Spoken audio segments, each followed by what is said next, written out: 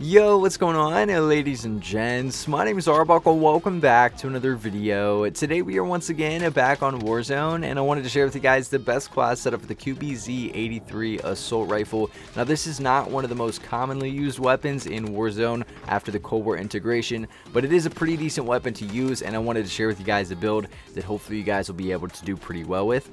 So what you guys are watching right now is just some gameplay of me demonstrate what this specific build is going to play like in a game of Plunder, just so you guys can get a feel for this weapon and see what it does against players that are armored up before you actually throw in these attachments and run this thing for yourself. So hopefully this video will help you guys out, find a good class setup to use, and do pretty good with it. So if you guys take a look at the attachments that we're going to be using, the muzzle that we're using is the agency suppressor. This is almost a given with every weapon here in Warzone, giving you a pro of sound suppression as well as damage range and a really nice boost to accuracy and range here. Again, a really important attachment to make sure that you have on. So again, that agency suppressor muzzle.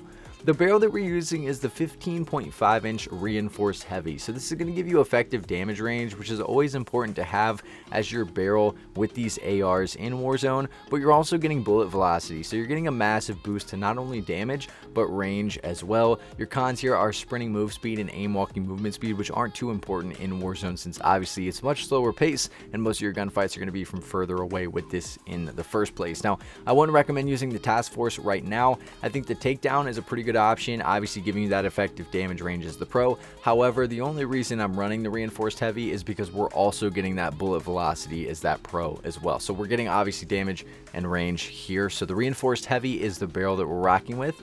We're not going to be using a laser. Now, the optic that we're using is the Microflex LED. This is more personal preference. You can run with the Vision Tech 2x scope. Obviously, with a lot of the ARs, a lot of the tactical rifles, this is a pretty viable option. However, personally, I didn't really like having that Vision Tech. I felt like there was a little bit too much recoil, and I felt more comfortable with that Microflex LED, like I do with a majority of the ARs from Cold War. So that is the optic that we're using. Again, this is more personal preference.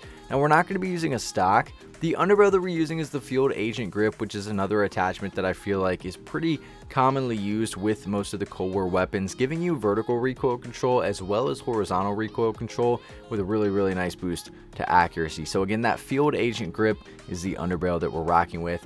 And last but not least, the ammunition that we're using is that Salvo 60 round fast mag, giving you that magazine ammo capacity, reload quickness, max starting ammo, and ammo capacity as your pros. Another pretty obvious attachment to use here. But again, the Salvo 60 round fast mag. But I'll give you guys one last look at all the stats and attachments that come with this specific QBZ setup. But if you guys have any questions or anything else to add about this specific build, please make sure to leave a comment down below, and I'll be sure to get back to you as quickly as I can. But I really hope you guys did enjoy this video. Please make sure to subscribe to the channel if you haven't already, and I will see all you guys in the next video.